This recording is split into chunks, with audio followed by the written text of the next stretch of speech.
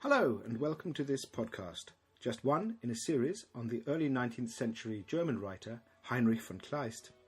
My name is Sean Allen and I'm from the University of Warwick. And in today's episode I'm going to be talking to Professor Ricardo Schmidt and Dr. Stephen Howe, both from the University of Exeter, about the philosophical influences on Kleist and the intellectual climate in which he lived and worked.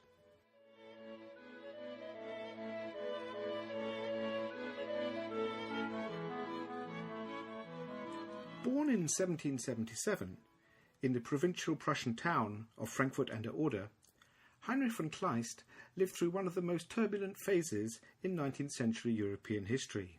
He lived through the French Revolution, the rise of Napoleon Bonaparte, and he witnessed at first hand the collapse of the Holy Roman Empire. And so I'd like to turn to you first, Stephen Howe, and perhaps you could give us some kind of broad overview of the kind of intellectual climate in which Kleist grew up. Well, I suppose, without wishing to split hairs too much, I suppose we should start with a kind of caveat, really, and say that the Age of Enlightenment represented a range of projects that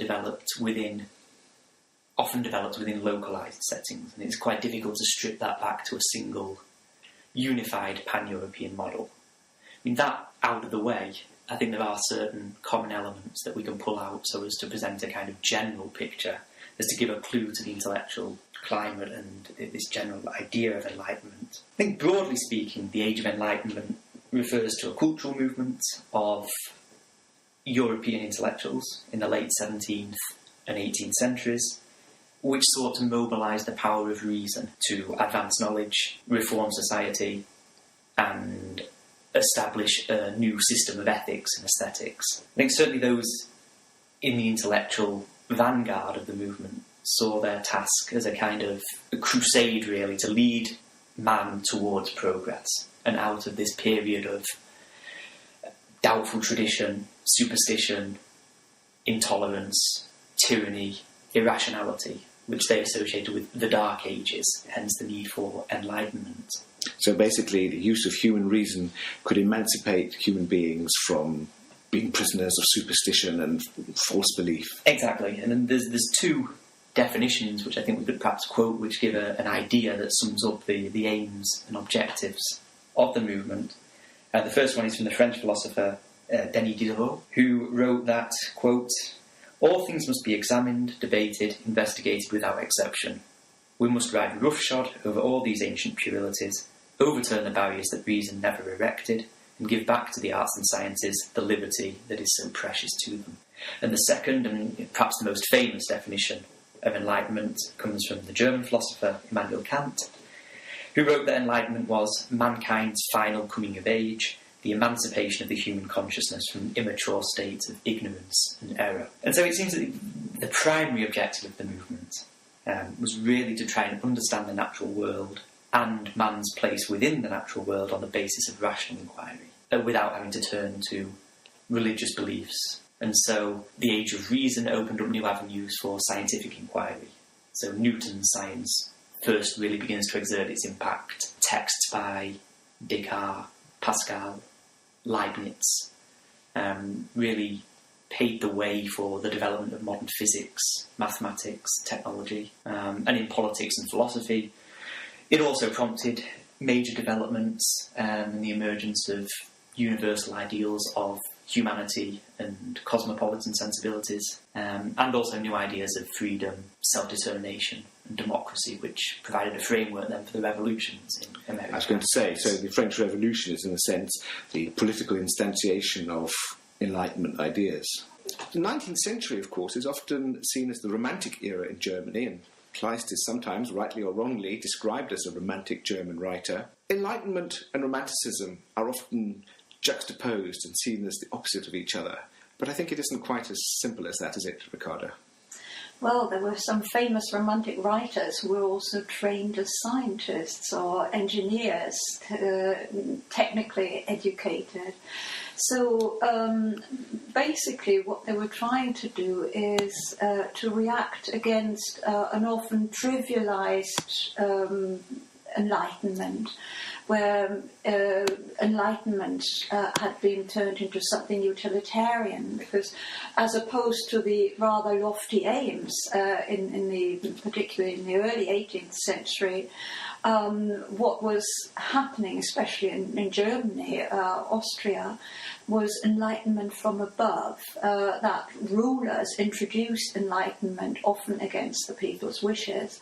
Hoffmann very nicely satirised that in Klein's Saches, where enlightenment means to cut down forests and make rivers navigable, and to plant avenues, and basically really make everything economically valuable, viable. So the domestication of nature, if you like. Yes, and the exploitation of nature. So against that a kind of attitude, the Romantics were arguing that nature isn't completely calculable, and they were trying to turn to the dark side of nature, to the mysteries, the things that weren't solved yet, things like mesmerism, hypnosis, you would say nowadays, the forerunner of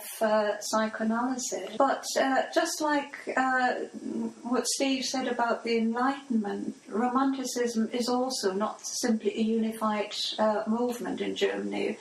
One could say in Germany it started in the literary sphere in the late 1790s with Wackenroder Antiques, the heartfelt outpourings of an art-loving friar, and in which they argue that art is to be treated like religion.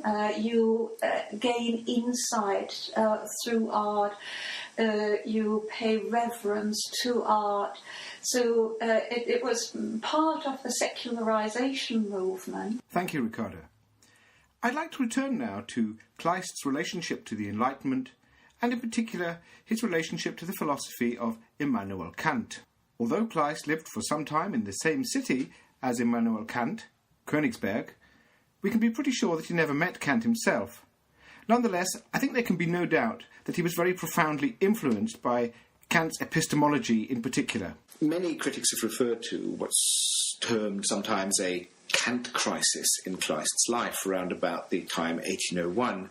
And this he expresses in a letter to his fiancée, Wilhelmina von Zenger, in a letter of 22nd of March 1801, where he summarises the impact of Kant's philosophy on him when he says, "If everyone saw the world through green glasses, they would be forced to judge that everything they saw was green, and could never be sure whether their eyes saw things as they really are, or did not add something of their own to what they saw.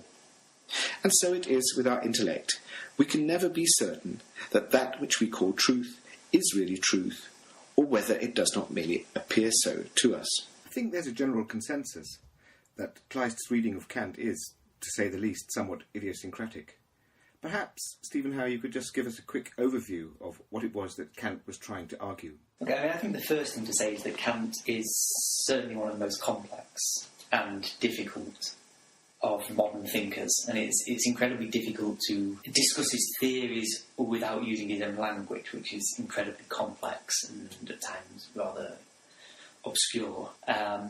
If we try and strip it back in very basic terms, then what Kant sets himself in his critique of pure reason is to try and address the problem of objective knowledge, and to try and set the limitations on objective knowledge.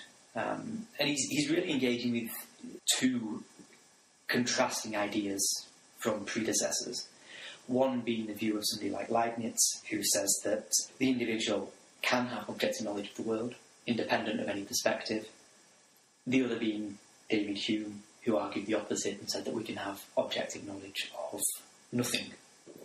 And in essence, at least, what Kant does is to mediate a position between these two points, and to show that neither experience nor reason alone can provide knowledge, and that knowledge is only really possible in their synthesis.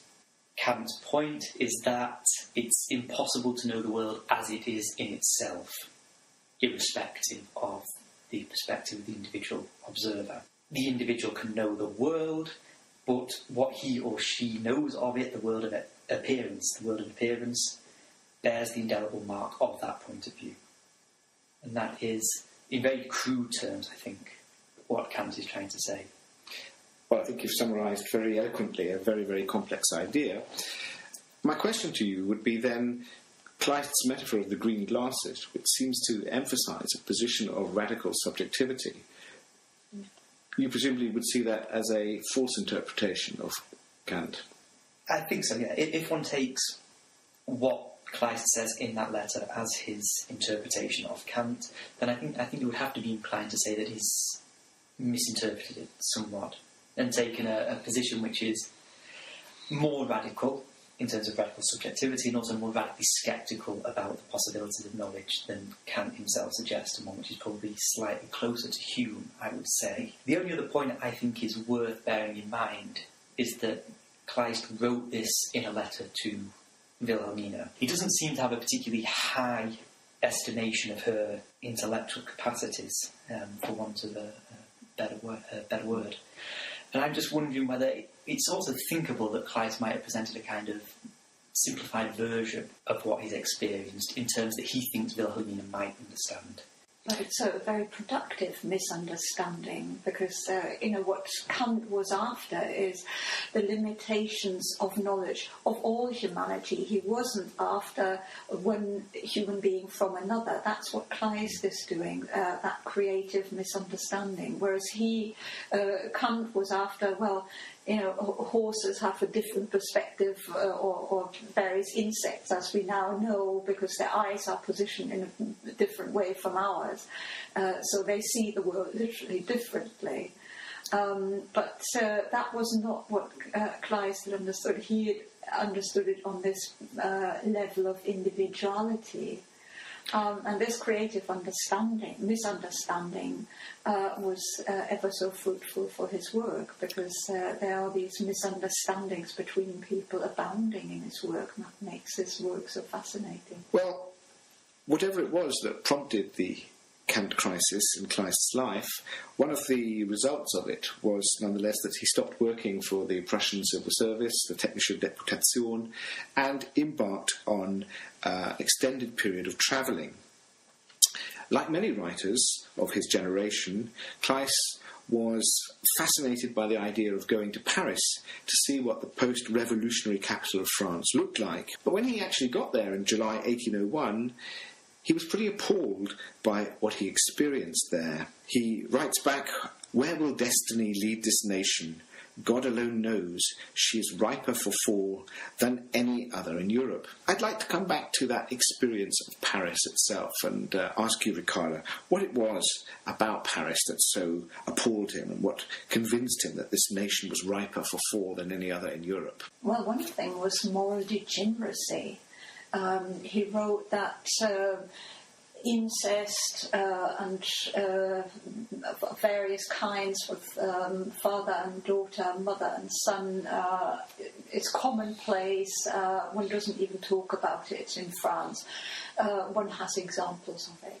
So this sense of immorality was one strong one.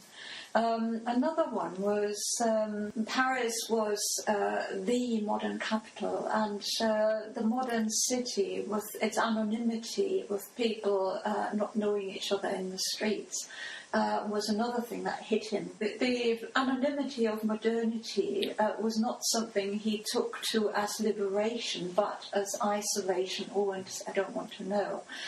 And thirdly, he had expected to find Rousseau's ideas realised in Paris. And he found there was just a lot of thoughtlessness, exemplified in the example of the balloon. The balloon that for the celebration of Bastille Day was to rise, and it had iron rings around it, which were to be thrown off. And he said, one could calculate if below this balloon there's a mass of people below and this iron ring falls down, that will kill a few people. So this sense that human life is worthless is something he had very strongly in Paris, and he reacted against. And he said, Rousseau is every second word of the French, and how would he be ashamed if he saw what's been done allegedly in his name? However negative Kleist's experiences of Parisian life in 1801 may have been, I think can't be denied that he was fascinated by French culture. It's well known, I think, that he was a reader of Montaigne, but I think one of the philosophers who's influenced him most has probably been Jean-Jacques Rousseau. In the light of Ricardo's discussion of Kleist's feelings about moral degeneracy, I'm very much reminded of the opening lines of Rousseau's classic work, Émile, which starts, "God makes all things good, man meddles with them, and they become corrupt." I wonder whether perhaps you could expand on that a little bit and tell us what the key ideas were of Rousseau that Kleist picked up and ran with in particular. I mean, I think Rousseau was arguably the first thinker to really put the Enlightenment faith in human progress into question. Certainly the first to do it in a fashion which captured both intellectual and popular attention. So in his first major work, which was The Discourse on the Sciences and the Arts, which he published in 1750, he first really countered the view of recent history as a progression, or as a linear progression towards a future morally better, in proportion to its technological advancement. And then 5 years later, in his second major work, The Discourse on Inequality, he really developed that reflection into a far more detailed and far deeper critique of civilization and its trappings, which really does unfold into a quite devastating attack on modernity. And underlying that particular viewpoint that Rousseau developed, and in fact underlying everything he writes, is this view that man is naturally good and is corrupted in society. That is, Rousseau refers to it as the first great principle of his philosophy. So I think the letters that Kleist writes from Paris, exactly as Ricardo just said, are very, very heavily influenced by the viewpoint that Rousseau develops. At various points in his writings, Rousseau really spotlights the depravity of modern civilization as it manifests itself in the major cities, especially Paris. The artifice, the superficiality, the anonymity, and this almost complete absence of humane moral values that Kleist seems to have taken on board, really, that he writes in those letters from Paris. And there are a lot of striking similarities in the letters, verbal echoes, both in terms of what Kleist says and also how he says it. There's certain elements that are borrowed, I think, from Rousseau's rhetorical style as well, the way he presents these ideas, in terms of this really stark juxtaposition of modern society against this idealised view of nature. And there's various direct references to Rousseau himself. He writes at the same time he's writing to Wilhelmina, advising her to read Émile. And so I don't think there's any doubt that during this particular period in his life, Kleist was reading Rousseau intensively, and also, like so many of his contemporaries, he really saw Rousseau as a figure with whom he could identify, as someone who felt this sense of isolation and alienation in modern society. I think what's interesting with Kleist as well is the attempt that he tries to take on these ideals and almost try to live them out. The kind of domestic ideals that Rousseau outlines in Émile or in his novel La Nouvelle Louise. Kleist actually looks to put these into practice, almost following the footsteps of Rousseau's heroes. He sets out to move to Switzerland, for example, to become a farmer. And also in his letters to Wilhelmina, which, as we've already heard, outline this model of a kind of mutually contingent happiness based on a division of gender roles, a really strict division of gender roles, which is justifiably notorious to modern eyes, based on this idea that the man is an active citizen, the woman is to be educated to be obedient wife and virtuous mother. And that as well comes very much from ideas that Rousseau lays down in the final chapter of Émile. Well, I think that what comes across very clearly from what you and Ricardo have been saying is just how steeped Kleist was in the traditions and discourses of his day, and how important they were for his own writing. Thank you very much, Ricardo Schmidt and Stephen Howe.